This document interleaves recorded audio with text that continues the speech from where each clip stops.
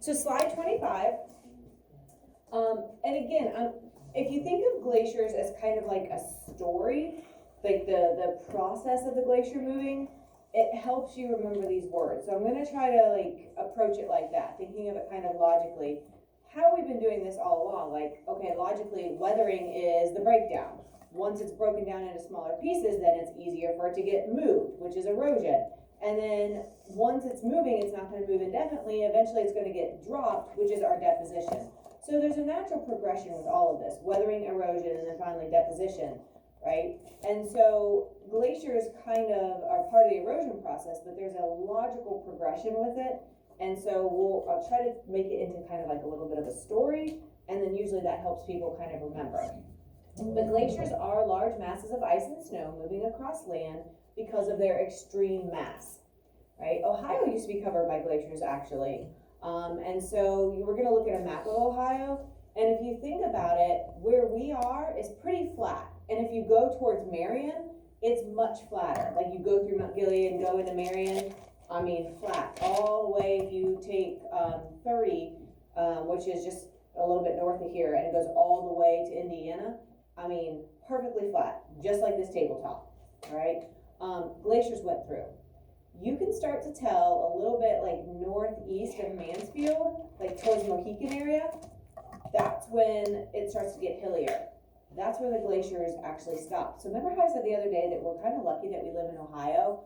There, we get to experience a whole lot of really cool things that most people just get to read about or, hear about. We actually get to experience, in just our state alone, places that have been experienced glaciation, which is a place where a glacier went through, and then places where the glaciers did not. We also get to experience right where glaciers stopped. And so because of that, we're able to see some extra features that other places don't as well. So we get to experience a lot of this kind of interesting stuff that other people don't. Yes? Well, we don't get to see some stuff that changes the land. If we lived Yes. in Florida, we could, like hurricanes. True. And again, like you can't live somewhere and experience everything, right? But in Ohio, we do get a pretty big variety of things. So we'll look at this map here and show you where the glaciers made it and then where they actually stopped. So obviously, if you have this huge mound of snow and ice moving across the surface of the earth, it's going to carry clay, silt, sand, boulders, trees, like it's going to carry everything that's in its path, right? And obviously it's kind of like a giant bulldozer, but it's very slow moving, but it's also very powerful, so it can take a lot of material with it. And this is what helped to create the flatness of the Midwest. So we're kind of like the edge of it, and from there it came westward. And so like as you go through Indiana and Illinois, it's very flat all the way through there, which is some of our Midwestern states. And so glaciers don't last forever, and they are hunks of ice, so eventually they're gonna melt. And when that happens, the ice turns to water, and then that water, kind of like how we had the big snow drifts over Christmas break, right? It was probably, no, it was Tuesday on my way home from school. There was a drift that was still melting, and water was just pouring down the road because it was drifted on both sides of the road, and most of the drift had melted down, but there was still water rushing down the edges of the road where the drifts had been plowed and pushed to the edge, and it was carrying all kinds of like little silt and sand with it as it was rushing down the road. So there was like this little hill, and it made me think of this. It was kind of like a mini glacier that was melting, and it was taking, as it moved, the material that was in the way with it. And so it can carry that sediment as that water is rushing off of the glacier as it melts, but then eventually it's going to dry. And so we'll get to that as we start looking at this story that the glacier can tell us. Obviously, it's skimming the top layer of the soil, which is the topsoil, which is the fertile, good, organic, rich material. Yes? There's still glaciers around. Not locally, no. We'll hold that thought. We'll see the picture here in just a second, okay? But definitely not here. Okay. So here, here's Ohio. Notice, you don't see the states to our south and to our east because the glaciers didn't reach there. So you can see the key, the glacial lake deposits are the ones in blue. You can see the Wisconsin glacial, they call them lobes. The pre-Wisconsin are orange. Green is unglaciated. Unglaciated means the glaciers did not reach there. So look right here, this eastern and southern part of Ohio. So this is basically where we are. This is Mansfield into like Mohican area, and we're like, you know, like right here. So we are in the flat, but we also see very quickly, we can drive 20 minutes from here and we can be in the hilly area, in like Loudonville, Mohican area, right? If you've ever been to Athens or into southeastern Ohio, you will see lots of hills, like down into Meigs County and Athens County. And so again, a lot of our state is pretty flat, but we also have some areas that were not touched by the glaciers, and so it kept everything nice and hilly, right? So as you move from Ohio to Indiana into Illinois, you continue with this flatness, even into Oklahoma, Missouri area, somewhat as well. Right. So here we're going to get into and notice all of these words. All right, they're your vocab terms. So think of this big, massive glacier that is moving across the surface of the earth. Okay, and so you have this glacier that's pushing everything in front. All right, so this is showing the direction of, they're calling it the ice flow. Well, it's scraping the dirt that's in front of it, but then there's also bedrock. Looks like it's going to be 848-ish, close enough. So the glacier's moving this direction, all right? And so the reason that it's able to slide, because usually if you have something big and heavy, you think, well, how is it moving? Well, there's something kind of interesting. When you adjust the pressure, it changes the freezing and melting points of things. And so think of all the pressure and force that's pushing down at the very bottom of that glacier.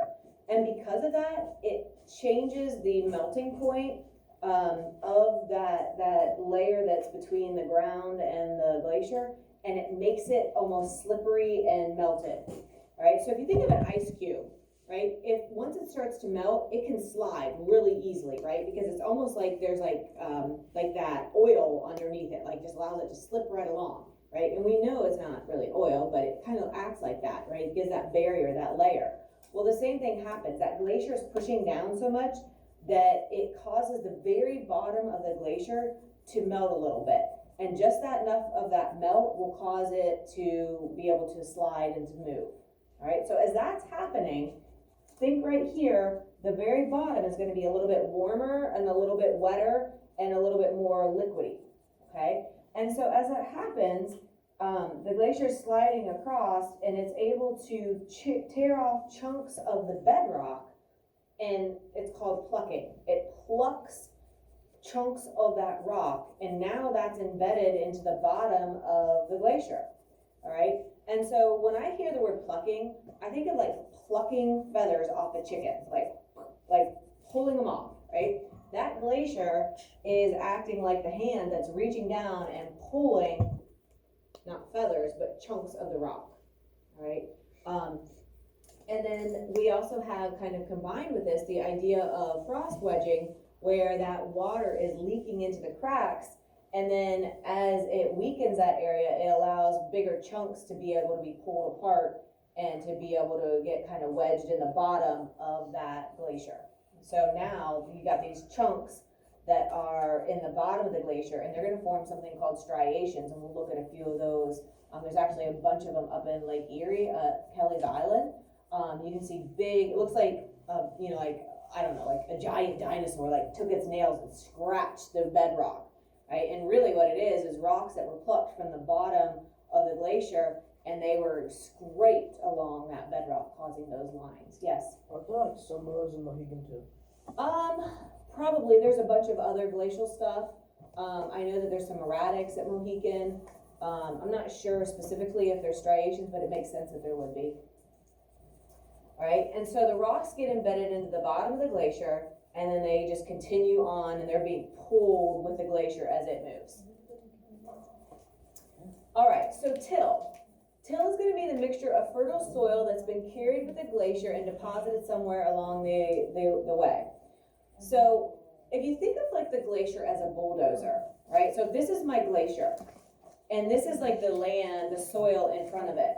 Well, a glacier is going to push, right? It's going to keep pushing that soil. So if you've ever watched a bulldozer at work, it pushes, the blade is pushing all that material that's in front of it, right? So this material is what we would call the till, right? So it's that mixture of soil and rock and sediment that is being pushed along in front of the glacier, right? And so, you know, when the glacier starts to melt, it causes some of this till to get transported away. We'll talk about that here in just a second. But till is just like a generic term for any of the stuff that is being pushed in front of the bulldozer as it scrapes the land. All right, so a moraine is the big ridge of sediment formed from till at the end of a glacier. So once the glacier kind of comes to a stop, right, as it starts to slow down, starts to melt even more, if you think of an ice cube sitting on a counter, doesn't it look like the ice cube starts to shrink as it melts, right? Also think if this is where the ice cube started, right here, and it starts to shrink, it almost looks like the ice cube is backing up. Like if you're looking at one edge or the other, right? It looks like since it's shrinking, it looks like it's moving away from the end point. Well, if this is my glacier and it starts to melt, it's going to start to shrink, and it's going to make it look like it's retreating or backing up. Just because the whole thing's melting, some of that ice is now turning into water. Well, it's going to leave this pile of till at the end. The till isn't going to follow it, right? It's going to stay right there. So as this glacier starts to melt and look like it's retreating, we call the till that used to be pushed out front of the glacier, now it's called a moraine, right?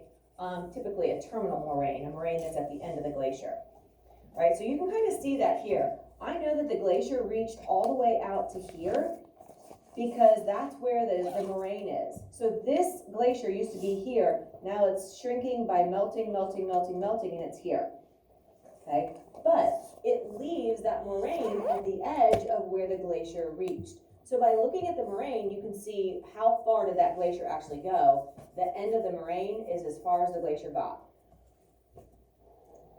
Okay? And then let's think about it logically. We know that water flows. If the water is flowing, well, it's going to cut through these piles of moraine, the till that was at the end of the glacier. So now it's going to start cutting through there, and it's going to take some of that soil, just kind of like that video that we just watched, where they were making that river and that delta. Well, it's the same thing. Water's flowing, so it's going to take that sediment, all of that till that it's cutting through, it's going to take that, and as long as the river, that little temporary river or creek is flowing, it's going to take that stuff with it. And that process we call outwash. It's the sediment that gets carried along with the running water from that melting glacier. Okay? And it's forming these temporary streams. And as those streams are flowing, obviously it's carrying sediment with it. But let's face it, eventually that water source is going to dry up. And when that happens, we get these things called eskers. Okay? They form kind of S-curved shaped mounds of dirt. And you're like, well, why are they S-shaped? Well, we just looked at how rivers and streams and creeks form, right? Like this. Well, when that water dries up, that sediment gets dropped and it leaves all of the stuff, all of the till that was pushed in front of the glacier, it drops it. So you see these weird shaped mounds of dirt that are S-shaped, S-curved. So S-curves kind of sound like the word esker. So that's how I remember the eskers, because they're S-curved shapes. It's when the outwash has dried out and now that sediment gets dropped there. And then the final one are kettles. You probably don't use a tea kettle anymore. Most people have like Keurigs or coffee pots, or they just microwave if they want like hot chocolate or tea or something. But if you have a big chunk of ice and snow that falls off the edge of a glacier, it's gonna make a big depression, like a big hole, right? And when that melts, that big hole is gonna fill up with water and you get something called a kettle. So kettles